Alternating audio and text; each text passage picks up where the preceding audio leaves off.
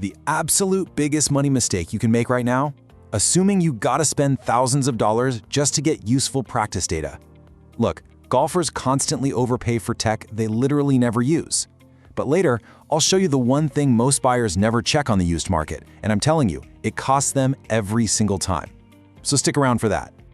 So let's talk about it. Do you actually need 20 different swing metrics? The golf industry really wants you to think you do. You see touring pros analyzing all this complex data, right? And it makes average players feel like they need descent angles and spin axis numbers just to break 90. It's crazy. Most guys get completely sucked into the marketing hype. They buy this insanely expensive unit and then they only ever look at ball speed and carry distance. Or on the flip side, they buy some cheap unit on a whim, only to realize it doesn't even fit in their tight garage. This is exactly where you waste cash, and we're gonna fix that today. First up, the PRGR Portable Launch Monitor. Check out the absolute simplicity here. It's a pocket-sized radar unit, basically the size of a smartphone. No app, no phone, no Wi-Fi required. You literally just turn it on, set it on the ground behind your ball, and hit. That's it. You get instant feedback right there on a really simple LCD screen. But before you buy, you need to hear this next part. The PRGR is highly accurate for speed, mainly because it measures raw radar reflections. That makes it an awesome tool for speed training, but it does have a real weakness. It doesn't measure your actual spin or your launch.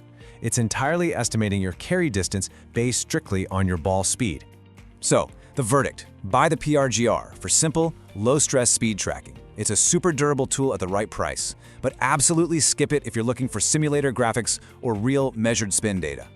Option 2 on our list is the Swing Caddie SC4. This is basically your range simulator hybrid. Its biggest strength is definitely that dual usability. You can take it outdoors super easily, or you can hook it up to simulator software for those winter garage sessions. The weakness though? Radar units really struggle in tiny rooms. They physically need space to track the ball flight. And if buying used, this next point matters a lot. Check the battery life. Older rechargeable units naturally lose their capacity over time, and trust me, you don't want to be stuck with a dead device out on the range. The verdict here? Buy the SC4 if you want range convenience mixed with basic simulation, but avoid it entirely if your indoor practice room is super tight. All right, moving on to option 3, the Garmin Approach R10. This one is a massive favorite if you want a full simulator experience on a budget. It tracks deep data, stuff like club path, launch angle, and speed, all through an app, and that actually lets you play full virtual rounds. Now, the cheaper option is not always worse, but here's the catch. Because the Garmin R10 is radar-based, it is highly sensitive to indoor metal or fluorescent lights. Like really sensitive. That interference will cause totally erratic spin readings indoors. To get consistent data inside, you need a highly precise setup. And honestly, you have to use special metallic stickers on your golf balls. So here is your Garmin R10 verdict. Definitely check for refurbished units to save even more cash. Buy it if you want deep data and simulator golf on a strict budget. Skip it if your indoor space is small, cluttered with a bunch of metal objects, or if you just absolutely hate troubleshooting technology setups. Next on the list, the FlightScope Mevo. This is an ultra-portable radar unit, and it's backed by a really heavy professional tracking heritage. Its main focus is highly accurate raw range data. The app even overlays those metrics directly onto your swing videos, which is pretty sweet. But listen, this is exactly where most golfers waste money. They just assume every single budget radar unit works perfectly indoors right out of the box. Be warned, the Mevo specifically requires you to stick metallic dots on your golf balls to measure spin when you're hitting into a net. Without those dots, your indoor consistency is going to be terrible. The verdict on the Mevo is pretty clear. The long-term cost is exactly zero because there are no monthly fees to worry about. Buy it for reliable, pro-backed outdoor data and that great video integration. But skip it if your goal is to build a graphic-heavy home simulator. Finally, we've got the Rapsodo MLM2PRO. This is a major step forward in the budget category because it's actually a camera-radar hybrid.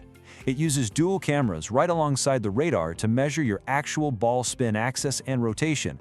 It even gives you a slow-motion impact camera view of your club hitting the ball.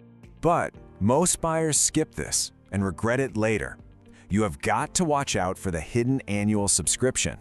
Your first year is included, sure, but after that, you have to pay a mandatory renewal fee to access the advanced features and the simulator modes. Plus, to get that highly accurate indoor spin, you have to buy expensive Callaway RPT balls. Okay, remember that huge money mistake I teased at the very beginning? Well, here it is. If you decide to buy the Rapsodo on the used market, you have to make sure the seller completely deregistered the unit. If they didn't, you will literally be locked out of the device completely. So, the verdict? Buy it if you want high spin accuracy and you don't mind a subscription. Skip it if you just want a simple one-time purchase. Now this next part changes the final answer completely. Let's talk about your indoor space. Radar monitors physically require 6 to 8 feet of space behind the ball, plus another 8 to 10 feet of ball flight into a net. That is a total required depth of 15 to 18 feet. If you lack that space, I'm telling you, a budget radar unit is just going to give you entirely inaccurate readings. We really have to be honest about physical limitations here. When you compare budget launch monitors to those high-end commercial units, you lose lateral data. Budget units just estimate side spin indoors. They really struggle to accurately read big slices or hooks compared to the mid-tier commercial stuff. A budget device is a training aid, guys. It's not a laboratory tool. So, if you are a low-handicap player who desperately needs exact spin access numbers to fine-tune a fade, do yourself a favor and skip budget units entirely. Use these better value alternatives instead. Seriously, just buy a cheap phone tripod and use free video apps. Or take that money and rent commercial simulator time once or twice a year to map your exact distances and just practice daily with cheap alignment sticks and some impact spray. It'll save you a ton of cash. Let's do a rapid-fire recap so you don't end up paying for features you won't even use. Grab the PRGR for simple speed. The SC4 is your solid range hybrid. The Garmin R10 is the perfect entry simulator. Choose the Mevo for raw video data, and the Rapsodo is for the player demanding that real spin accuracy. All right, here are your clear, no fence-sitting overall value winners. For pure budget simplicity, get the PRGR.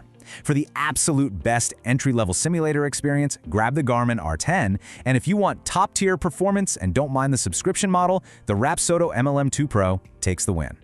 Now I want to hear from you. What is your current handicap, your exact budget, and are you setting up indoors or outdoors? Let me know down in the comments.